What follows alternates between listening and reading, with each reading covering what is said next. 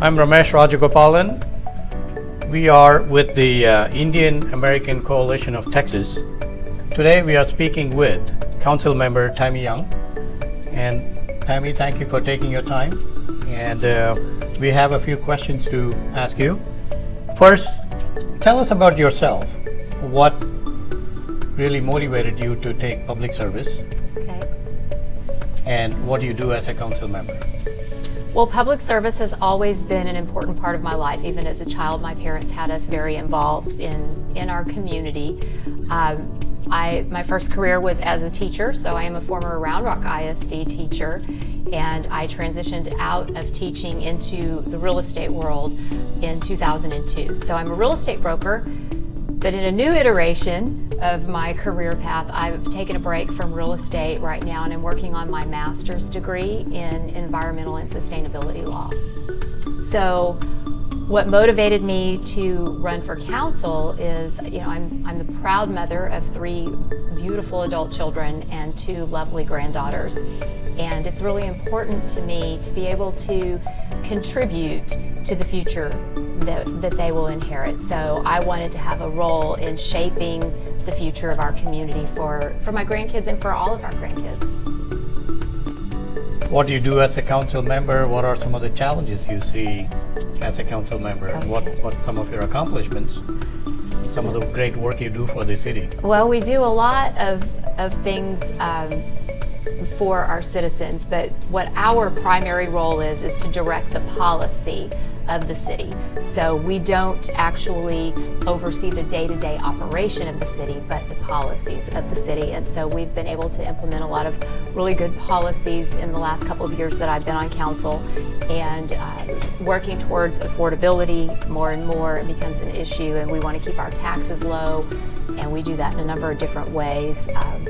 But there are lots of things that we've been doing that I'm really proud of. So Tammy, in an effort to educate our members of our community, we would like to address a few questions. Absolutely. And some of those questions, involve understanding what is the role of city government.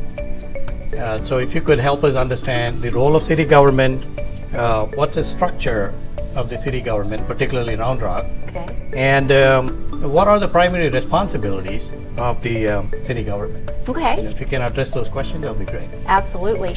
It's really important for our citizens to understand what we do at the city, and city government is comprised of all the things that are really important in our daily lives, and mostly things that you don't think about every day. Like when you turn the faucet on and water comes out, that's the city. It's our role to have an adequate water supply and to have high quality water. And it's really a very complex process. And so you don't have to think about that. You just know that when you turn the tap on, the water comes out. When you take a shower, the water goes somewhere else. So water is important. We also have parks and trails that we take care of. Transportation, our road system, our sidewalks. We don't own every road within the city, but those roads that are owned by the county or the state, our transportation department collaborates with the state and with the county and to keep our transportation system working for our growing city. Police and fire. You call 911, someone comes. You don't have to think about that. It's our role as city government to make sure that we have adequate fire protection and adequate public safety and enough police officers and the right services. And economic development is another thing that we do. It's our role to try to guide the business community in terms of what businesses we attract to Round Rock. It's important to us that we have the right kind of jobs here and the right kind of industry to support our community long term. Dell being a great example. Many years ago, Mayor Robinson brought Dell to Round Rock, and that has been such a tremendous asset to our city over the years. It's the quality of life things that we do, the things that keep our city growing in a way that we can be proud of. We do zoning, so that's where can homes go, where can office complexes go, where can industrial centers go, so we determine where those types of projects are. So the things that really affect you every day that maybe you don't think about, that's what city government does. The structure is set up with a city manager who oversees about 1,000 employees. So it takes a lot of people to keep our city on track. And her job is to oversee the day-to-day operation of the city. Then you have 7 of us that are elected. We have the mayor and 6 council members. And our role is to direct the city manager and staff in terms of policy and the direction of the city. And some of the primary responsibilities, and of course some of your achievements in the last few years since you've been council member. What are some of the highlights? Okay, what well, you've done with the city government? A lot of people are aware that we are building a new library, so that's one of the things that we've been working on. Kalahari is one of the economic development projects that most people are aware of. That's going to be the largest indoor water park in the United States, I'm pretty sure. But it's a really big indoor water park. If you drive down 79, catty corner to Dell Diamond, you can see it being built, and the height that it is today is the height that it will remain. There will be restaurants there and 975 hotel rooms and a conference center. And in addition to it being a fun place and a place to bring people for conferences, which adds to our economy, it's also a huge win for us as taxpayers because our school district will receive all this property tax money with not one child to educate. So that's a real win for us. I was really pleased to work on the revisions to our animal ordinance. As a growing city, we've had to do some work with our downtown. We've invested a tremendous amount of money in our downtown, and we work closely with the residents of downtown and our citizens to create a sense of place and community where we can all come. Transportation is a big issue, so we've identified some projects that we need to invest in to keep us moving as quickly and efficiently as we can within the city. So this part is about citizen engagement, and I wanted to know what roles are available for a citizen to play in the city government. Okay. Well, I think that the important thing for our citizens to know, the first step, is to really be engaged and to be informed. And there are many ways to do that. I think a lot of our citizens really aren't aware of what we do, and we don't want our citizens to have to spend a lot of time thinking about what we do. But it would be great for our citizens to stay informed, and that we've made a lot of opportunities for citizens to be informed and engaged. So one thing is, as a great start, is for people who are on social media, follow Round Rock City Government on social media, and then Parks and Recreation. So we have multiple Facebook pages on the web, also our website, and we have an app. There's a phone app, Round Rock, Texas, that you can download. That has some great information as well. But if you follow us there, then we're constantly pushing out information about what's happening in the city. We're also posting about opportunities for citizens to be engaged with us. So if we are doing a survey, and those surveys are very important, and I would love to see more citizen participation in our surveys. So anytime that you see those things going on, participate, share, let your friends know that, hey, the City Council is looking for some public input here.